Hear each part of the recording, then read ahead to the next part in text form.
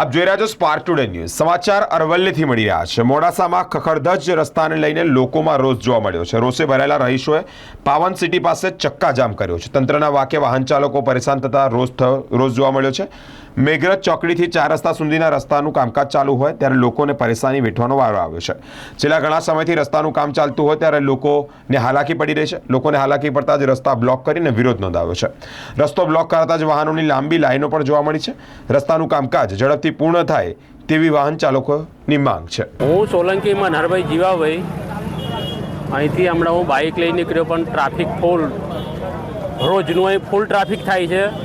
રોજની અહીંયા 10 ગાડીઓ ઠોકાઈ છે વન વેના કારણે। 4 રસ્તાથી મેઘરજ રોડ રોજની 10 ગાડીઓ ઠોકાઈ છે। ત્યારે ચક્કાજામ લોકોએ કરેલો છે, મારાથી નીકળાતું નથી એટલે અહીં આવ્યો।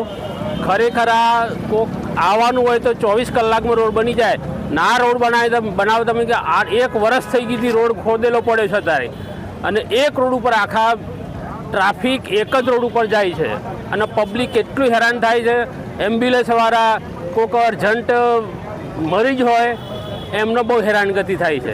એટલે સત્વરે આ રોડ અઠવાડિયામાં બનાવી દે, 1 અઠવાડિયામાં રોડ બની જાય એવી આ બધાની આશા છે। એટલા માટે હાલ અત્યારે ચક્કાજામ કરેલું છે। નામ અનિલભાઈ વિઠ્ઠલભાઈ છે। હું ગુજરાત હાઉસિંગ સોસાયટીમાં રહું છું। કેટલાય સમયથી રોડનું સમસ્યા છે।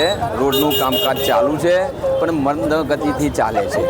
એ જ કામ કોઈ પાર્ટીને બીજા ના આપો તો અમે 10 દિવસમાં એ કામ કરવા તૈયાર છીએ। 10 દિવસમાં રોડ તમને તૈયાર કરી નાખીએ।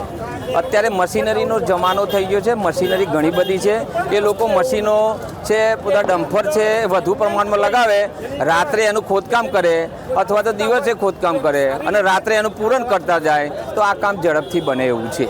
બીજું કે રોડ ઉપર સમસ્યા એવી છે કે સફાઈ થતી નથી। અમુક માટીના જે ચોમાસાની અંદર ઠરેલી માટી છે એ ઠરેલી માટી પણ ત્યાં ઢગલા ઊભા છે, એટલે ગંદકીનું પણ સામ્રાજ્ય ચાલુ છે। એટલે સત્વરે એ લોકો પગલાં લઈ અને જે તે અધિકારી છે એ અધિકારી નગરપાલિકાના હોય કે PWDના હોય એકના બીજા ઉપર નાખવાની કોઈ જરૂર નથી। ઘર ઘર ચારણી કરવાની કોઈ જરૂર નથી। તમે બધા ભેગા મળેલા છો, મળેલા હોય તો સારી રીતના મળીને કામ કરો એવી અમારી અપેક્ષા છે।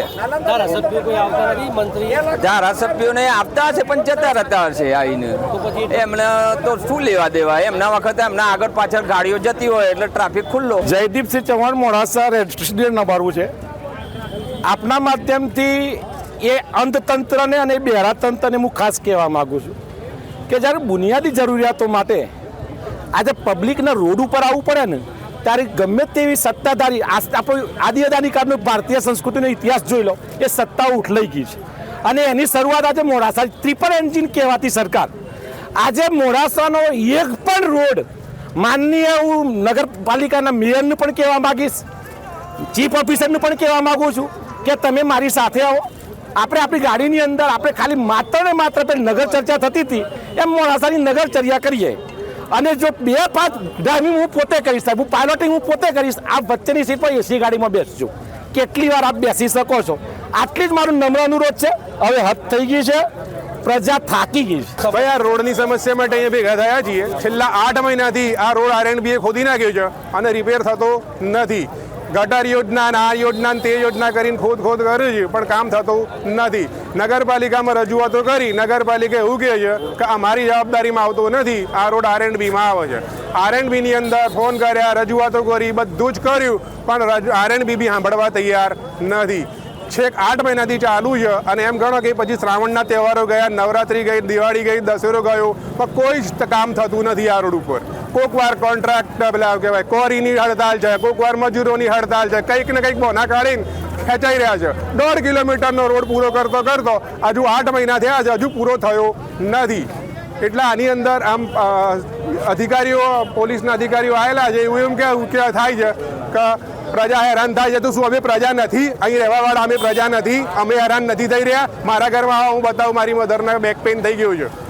આવા જુઓ, આવા તો કેટલા કેસીસ ઊભા થયેલા છે પણ કોઈ સાંભળતું નથી। આજથી સ્કૂલો પણ ચાલુ થઈ। સ્કૂલોના અંદર ગાડીઓની અંદર ભરી ભરીને લઈ જાય છે બધા જગ જાહેર છે અને એની કારણે મંત્રી કોણ છે એ જ ખબર નથી.